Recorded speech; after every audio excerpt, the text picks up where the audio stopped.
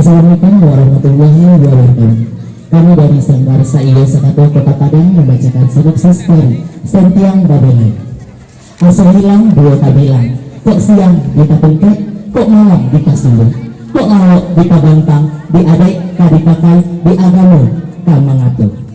Tari ini terinspirasi dari peran perempuan di Minangkabau sebagai limpate rumah menggadang.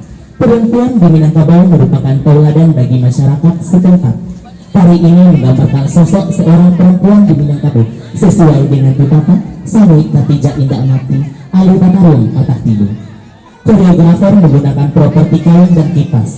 Kain sebagai batasan landasan hidup bagi perempuan di Minangkabau, di mana perempuan di Minangkabau melindungi dirinya dari pengaruh budaya yang tidak sesuai dengan norma dan agama.